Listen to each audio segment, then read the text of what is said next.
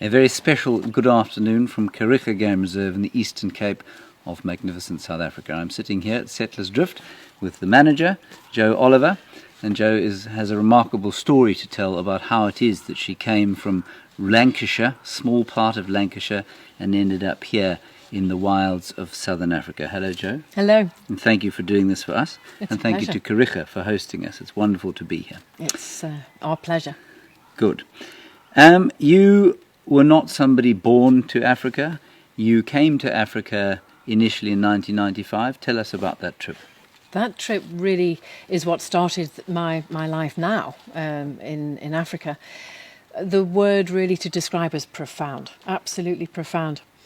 I was introduced to Africa in Botswana, and that was mostly in the Okavango, Moremi, and the Machadi Pans. And it was just life-altering. That's why I use the word profound.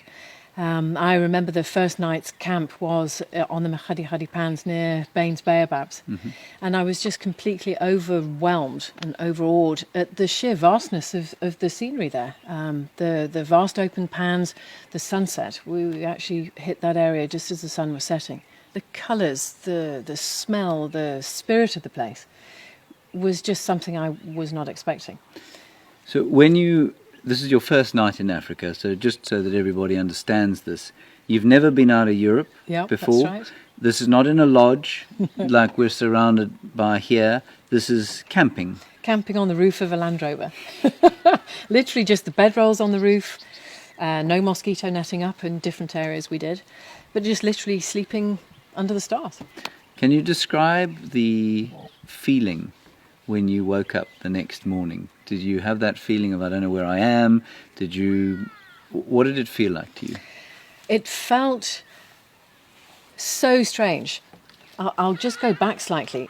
The evening before, so whilst I was watching the sunset, I was actually sitting up on the roof of the Land Rover and just watching this whole show of the colours and the lights and so on. And it was, if you've been away from home and then you go home, you get that recognition, I've come home.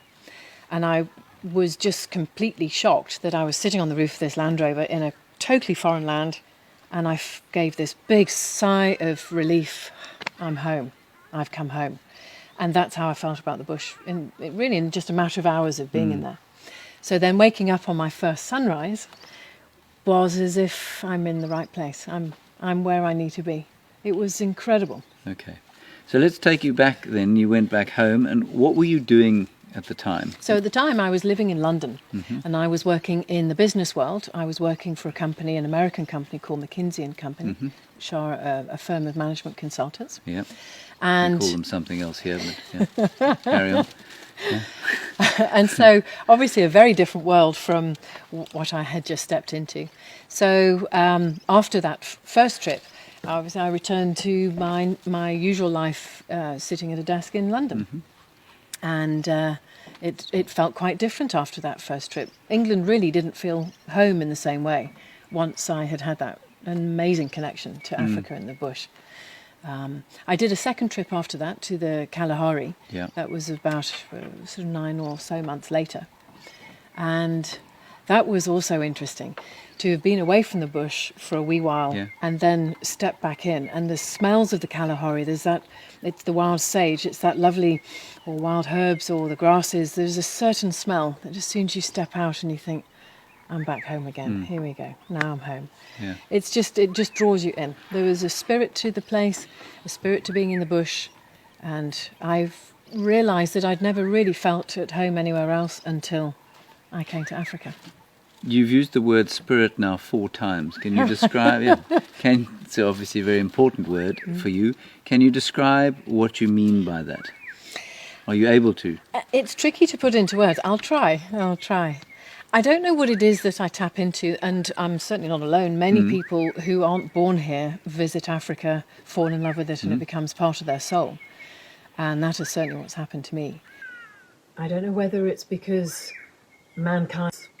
I think it is. I think we're tapping into the spirits of our former ancestors. It's difficult to describe. It's like it's inside. It's a knowing and a surety that you're in your right place. that this is this is home.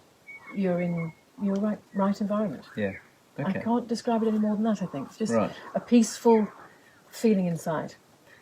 Then you go back after your second trip. You do a third trip, I think, if I'm not That's mistaken. right. And then your life takes a change for the worse in a number of ways, emotionally and physically. Can you talk us through that? I can indeed.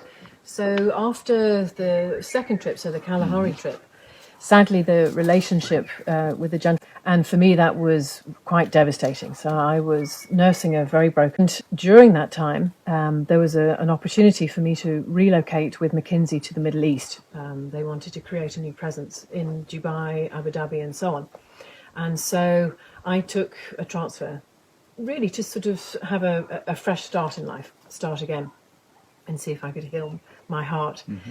And whilst I was there, I picked up my horse riding, and I had a very nasty riding accident one morning in September 2001.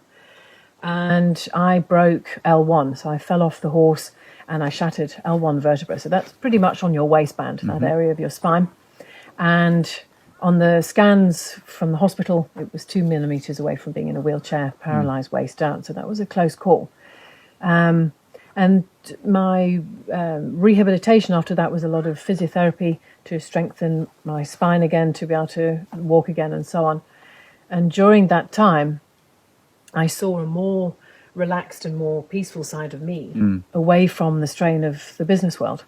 And combined with my passion for Africa, I realised that actually sitting behind a desk is not really going to be what I wanted to do after that. But you went back to the desk, didn't you? I did. Although you could hardly sit. You That's did go right. back to the desk. I had to do a phased return to my office life. I could only sit for about an hour or two at a time. And so I came back part-time until eventually, obviously, hour by hour, I could sit for longer.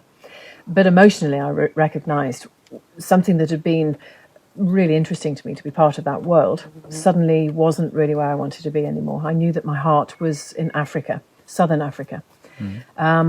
And then I made a decision. My physiotherapy team basically gave me the sign-off in 2002. And it took me a while then, until 2003, to figure out, how do I go to Africa? It's a big place. How do I start a new life there?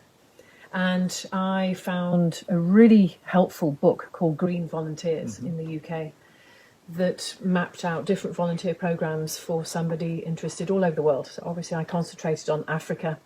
And I then joined a charity called Green Force that wanted to attract volunteers in to help them collect data on their project in Kafue National Park in Zambia. Cool, yeah. And then I thought, right, well then, let's leave the corporate world and let's just see what life in Africa will be like. So you came out here and now you've forsaken the corporate world, you've come into the wilderness, which is a major step because, again, you didn't come to a place that was like this magnificent lodge. You were sleeping on concrete in the Kafue, which is a massive, beautiful national park in Zambia. Really beautiful. And much wilder than, it's as wild as your safaris were. Absolutely. But now you really are in it. Yeah. Talk us through how you got from wild Kafue to the Eastern Cape of South Africa, because they are a long way apart, Yes. both in distance and physically. They are not the same. No, very different. Yeah. That journey was actually very interesting. The reason I had chosen Kafue to go to was really almost as a halfway house. Do I want to live in the bush, or do I want to just keep visiting on safari? And within the first 2 or 3 days of being based on that project, it was pretty clear to me I just loved being in the bush all the time. So that clearly needed to be my new life. And the Kafue is a beautiful, beautiful area. Our project at that time was based in the southern part of the park. But the ecologist on that program, I was speaking with him and explaining where I was, that I was sort of transitioning from a business world into hopefully something in the bush, and how best to go ahead with that. He actually advised me to move to South Africa. He felt that it would be much more advanced in courses available to open up for me to qualify and then create a new career. And so I took his advice. When I finished my time on the project, which was after 3 months, I'd spent a bit of time just researching different academies or different ways of training and qualifying for this industry. And I came across a 1-year field guide training course up in the Limpopo province of South Africa that would train me as a field guide or a safari guide. And so I thought that would be the best way to start, gain my qualifications, and then just see where that took me. And it would obviously enable me to live in the bush. So I signed up to that course. And that's how actually I met my husband. So he was another surprise of my journey. When I left the business world, I was mid-30s, I was single, and I started my training course to be a guide with the knowledge that I would be single in the bush. It's not really an environment to meet lots of people in that way. I now know differently. Yes. And so I started at Bush Academy in the Limpopo province, and Phil, a fellow Englishman, was on the same course with me, and we hit it off after about the first month and got together. And so that training took us to be qualified field guides, and then I stayed up in the High Veld to guide at a reserve called Velgevonden for my 6 months practical experience, and Phil meantime was posted down to Natal, so that was a bit tricky with opposite ends of the country. How old are you at this stage? So at this stage, once we qualified, I was 36. So, I mean, that's as you said earlier when we were chatting, you said it's a tricky time of life. It is a tricky time of life. If you are trying to make a career change, and obviously you and Phil are similar ages, you've decided to make these career changes. How are you feeling at this stage? Are you feeling nervous? Are you feeling like, oh my God, I've made a terrible mistake. Should I go back? Are you having second thoughts? Or are you just driving ahead thinking, yes, I'm in this and this is the right thing for me to have done? The latter. Okay. I had no doubt in my mind the decision to come and live in the bush was the right one. It was just such an overpowering draw, or an instinct, actually, probably is a better word, that this is where I needed to be. And we've had some tough times. I mean, we had a nail-biting time after we qualified, that it was really difficult to find a reserve for the two of us to guide. A few reserves were happy for Phil to be the guide, but for me to be in the lodge, actually more as a role as I am now. Yeah. But because I'd chosen to come to live in the bush and had trained as a guide, I felt that it would ruin Phil and my relationship. We weren't married at that time. That if I could see him guiding and I wasn't, that actually I'd start resenting his experiences out in the bush with the animals and his knowledge increasing and so on. While you were frying eggs and making goods. Exactly. And I thought at that time that wasn't right. So I was actually, or both of us, made the decision that we'd hold out for a reserve that would take me as a guide as well. Yeah. And that gave us some nail-biting moments because we just weren't finding that. And it was really down to the 11th hour. We were counting pennies in our bank accounts to say, right, well, we've got 4 or 5 days left in South Africa before we could afford the petrol to go, say, Zambia or try somewhere else. And we had a fantastic tip from our old principal of our training academy, Skulk. He had moved to the Eastern Cape to create a new academy down here and knew that Kariega Game Reserve, where we are now, were looking for 2 guides. And so he put us in touch with the then general manager, Jennifer. And she said, pack up your car. So we were just outside Tabazimbi at that stage, drive all the way down, spend the weekend with us, and if we all like each other, you can stay. And so that's how we found Kariega, where we are now. So we drove down, we enjoyed the weekend, and we were asked to stay, and we did.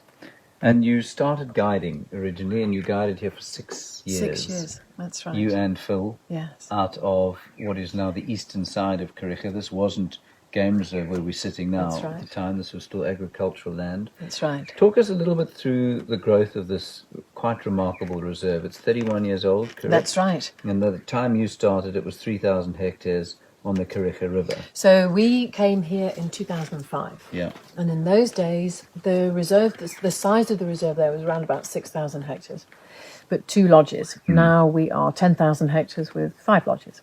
So we've seen the reserve really grow in its size and the lodges available. And we guided out of a Causey Lodge, which was the smaller one of the 2 at that time. And we guided for 6 years. And loved it, absolutely loved the experience of the game. Kariega is a beautiful reserve. You've been here now a few days driving and showing it to your viewers. It's beautiful. The two river systems coming through and the hills and the flat open plains.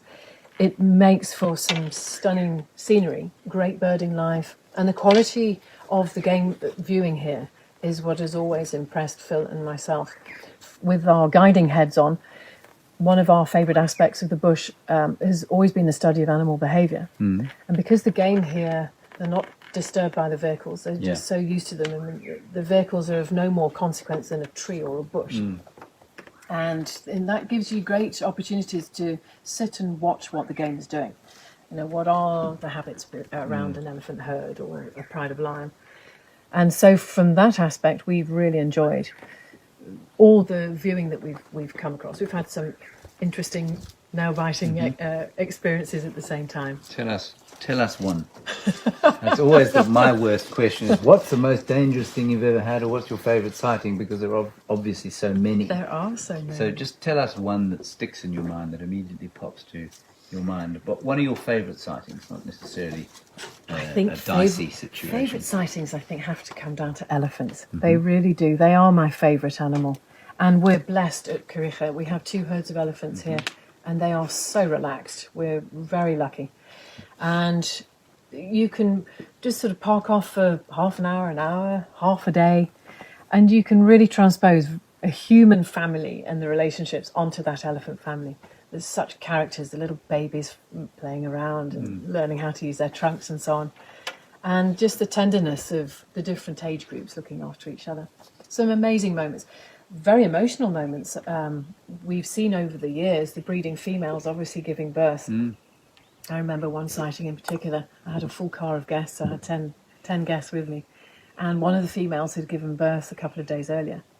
And they were just coming out of a thick bush area onto the track in front of my vehicle. And I suddenly realised what this big female was doing. And she just put her front foot forward and she put her trunk back. And I thought, what's she reaching for? And she just guided this tiny, tiny little baby up onto the road in front of me. And then with her eyes, she looked across to the car. And I thought, my word, are you really just showing me your new baby? So I was turning round to then just explain that to my guests. And I just couldn't talk. I just... Did you choke up? That's so beautiful. So I then turned round to the elephant again just to compose myself a moment. Next time I turned round to my car, they were all crying too. That's wonderful. Such a beautiful moment. You know, here's a wild elephant actually coming up to the car with proudly showing her baby. You can't beat something like that. There's something very special about elephants. I think when you're with them, they emanate such peace. I always feel very peaceful, very calm after sitting with elephants. They would be my favourite. You spent 6 years in the hot seat, as we in the guiding world like to call it. That's right. And then a little change. That's right. So on our sixth year of guiding out of a Corsi lodge here, there was an opportunity to start transitioning into the management side. As we mentioned, I was in my mid-30s as I started this career, so particularly because of the pounding on my spine on the off-road terrain, it was time for me to start moving out of that side of things. And so we became a management guiding couple. So one of us would be in the lodge as an assistant manager, the other one would be guiding. And then 2 weeks later we'd swap round. Okay. And so that worked really well. And then not long after we'd started to transition in that way, we had an amazing opportunity then to move up to Botswana, to the Okavango Delta, and run one of the camps up there for wilderness safaris. So we had to think long and hard.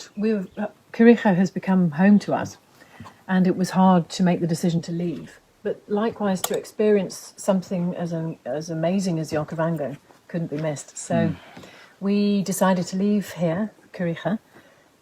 That also brought some amazing times, and magical to live in something so beautiful and so special as the Delta. Running a lodge in the Delta brings a whole different set of challenges. Yes. Can you talk us through some of those? Certainly on logistics particularly. Daily, that brought some interesting challenges.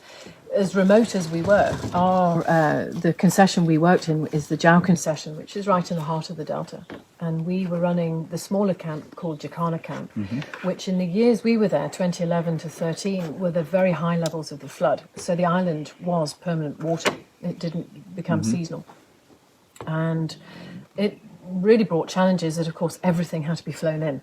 So for us to get to camp, we had a half-hour flight and a small light aircraft to the landing strip, and then a 10-minute trip inland.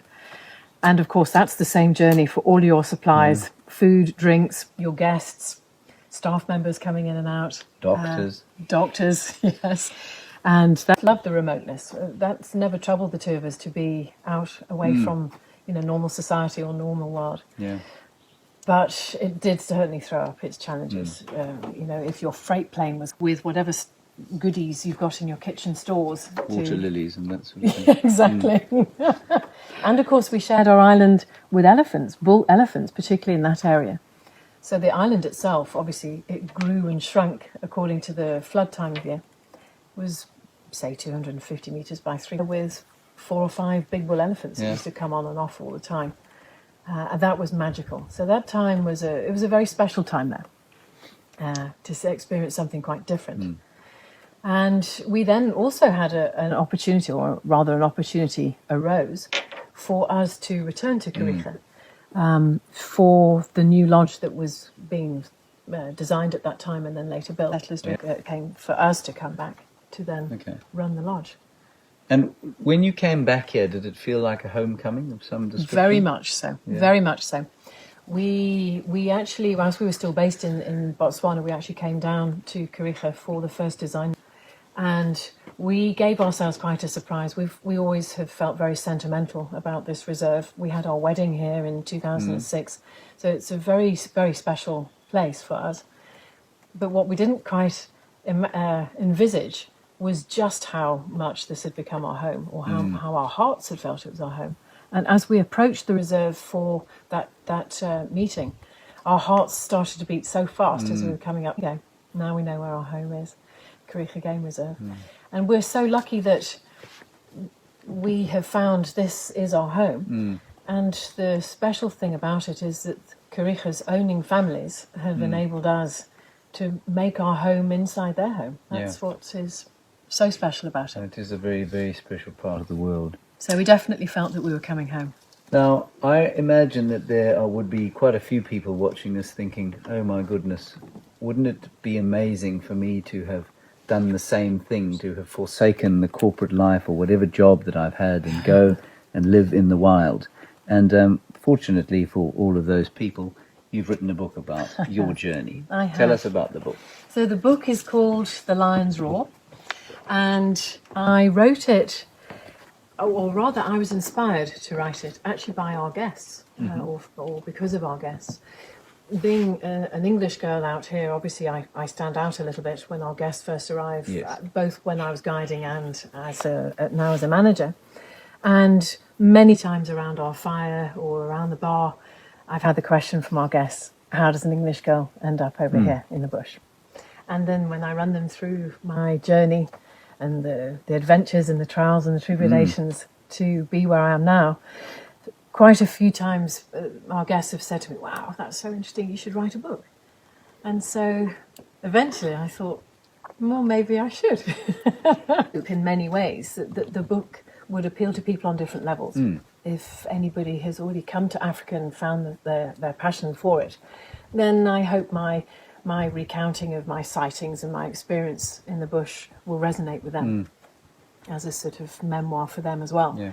But on another level, I hope that it will inspire other people who might be currently sitting in a certain way of life or a certain occupation and it doesn't feel quite right, that they know there's something else that they could do or should perhaps try, is just to give them the courage to do it, go for it. If you've got an idea, you think you might like to try something new, don't be frightened by that. There are some scary times in a big decision to change your life and move countries, or it might just be move another town, change your company. But I would hope that perhaps the Lion's Roar inspires someone else to do the same. So the follow book your is dream. called The Lion's Roar. The Lion's Roar. We'll post the links to where you can get the book below. It's Kobo, Amazon, and Apple Books. That's right. But we'll post the links below this video. Thank you. So that is The Lion's Roar. Are there any questions? One question. No, that's one moment or one question. People are any just question. chatting about Kariega and how Okay. much they miss it, and they're wondering if Kariega is open now. Right. Many of you wondering if Kariega is open now. I'm going to hand that to Joe to answer. I shall answer that. Yes, sadly, due to COVID-19 and the pandemic, we had to close our doors on the 26th of March, obviously for the South African lockdown as much as obviously the lockdowns elsewhere. So currently our reserve is closed, and we really keep our fingers crossed that it won't be very much longer before we can start welcoming our guests back again. What does the future hold for you as a person who's come out of, or who's basically lived the dream that so many people wish they would have? What does the future hold for you? I hope that I can continue to do what I currently do alongside Phil, my love, for many more years. For us, we don't feel that we're working. This is a way of life. And when you look at where we are, it's the privilege of what we do is not missed on us. Let's No. put it that way. I hope that we're fit enough and capable enough to keep going for many years yet. And that would be my dream, to remain in the bush until Great. I die. So, Great. absolutely. On that note, we'll draw this to a close. This is Kariega Game Reserve in the Eastern Cape of South Africa. We're sitting at a magnificent lodge called Settlers Drift, which hopefully will open sometime later this year. Whenever it opens, I suggest you get along here as soon as possible. The Eastern Cape is an absolute gem in South Africa, and it's fast becoming a real wildlife hotspot, isn't it? I mean, it has been for a while, but I think it's becoming even more and more popular now as an alternative to some of the other parts of South Africa that many people know. So, Joe Oliver, thank you very much. The book, The Lion's Roar, is available on the links, which you'll see below the story. Go and get it. It's a story of courage, of love, and of an amazing journey from a corporate life into the wilderness, and a journey that many, many people I've spoken to over the years have wished that they'd made. And here is an example of just exactly how to do that. Thanks very much for watching.